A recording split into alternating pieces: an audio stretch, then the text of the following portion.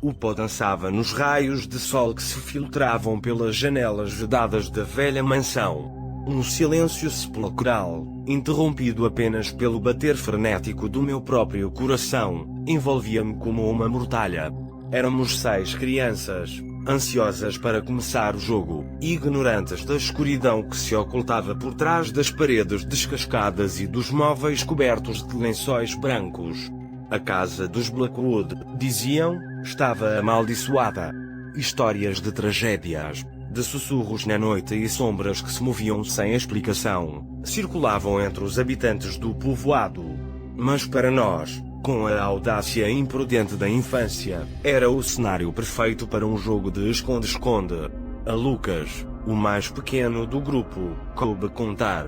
Colou o rosto contra a parede coberta de papel de parede descolorido e começou a recitar os números em voz alta, enquanto os demais corríamos para nos esconder. Eu escolhi o sótão.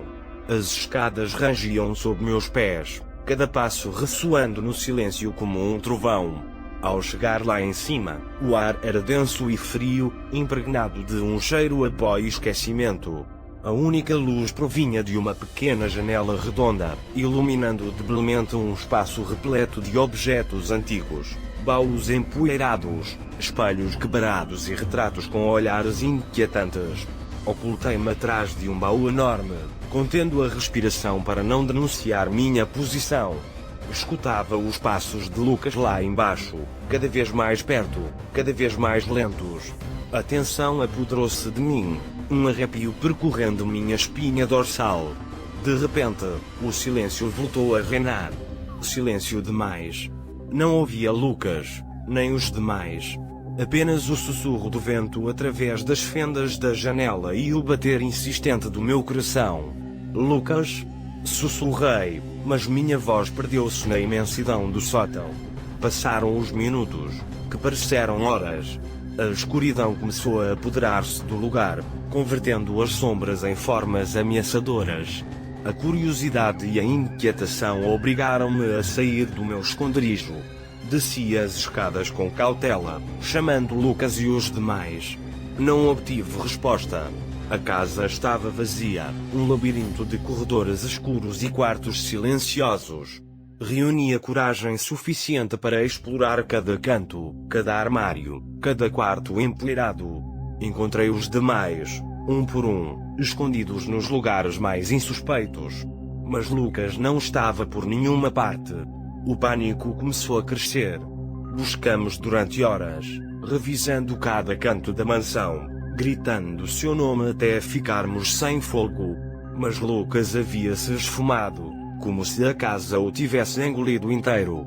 Ao cair da noite, a polícia chegou à mansão Blackwood. Buscaram exaustivamente, mas não encontraram nenhum rastro de Lucas.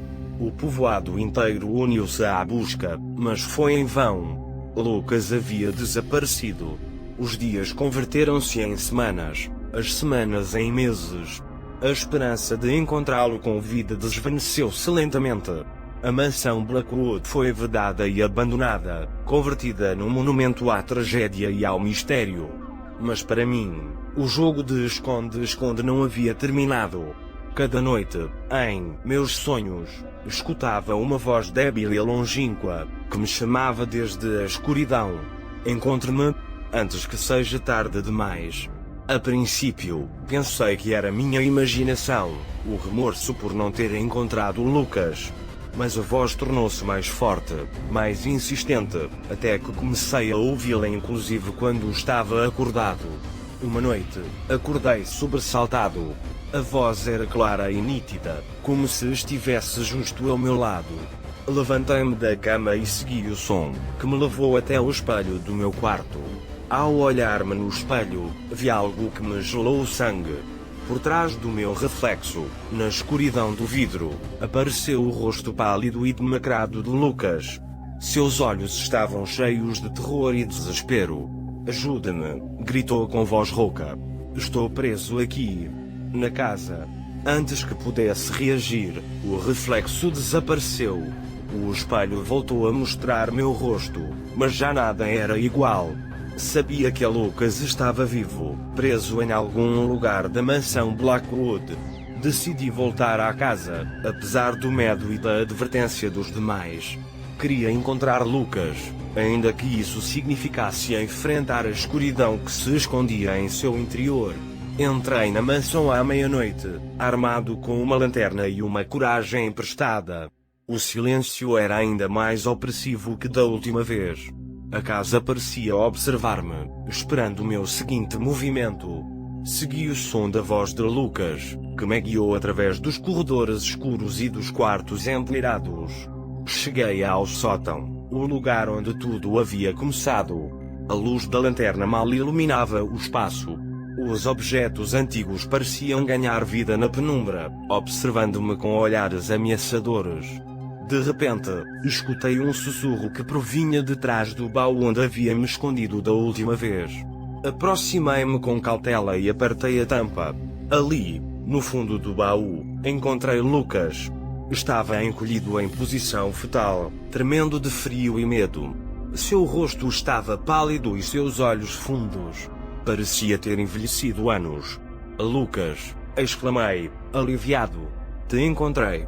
Lucas levantou a vista e olhou-me com uma expressão de confusão. Quem és tu? Perguntou com voz débil. Onde estou? Dei-me conta de que a Lucas não me reconhecia. Havia perdido a memória, preso num ciclo de terror e escuridão. Tirei-o do baú e levei-o para fora da mansão. Entreguei-o a seus pais, os quais o receberam com lágrimas de alegria. Mas eu sabia que o jogo não havia terminado realmente. Sabia que algo havia se rompido em Lucas, algo que nunca poderia ser reparado. E também sabia que a mansão Blackwood não me deixaria ir tão facilmente. A partir daquela noite, os sussurros na escuridão tornaram-se mais fortes, mais constantes. Sentia que uma presença me observava, seguindo-me a todas as partes. Um dia, encontrei-me de novo frente ao espelho do meu quarto. Ao olhar-me, vi que meu reflexo estava mudando. Meu rosto estava tornando-se pálido e demacrado, meus olhos estavam afundando-se. Entendi então a verdade.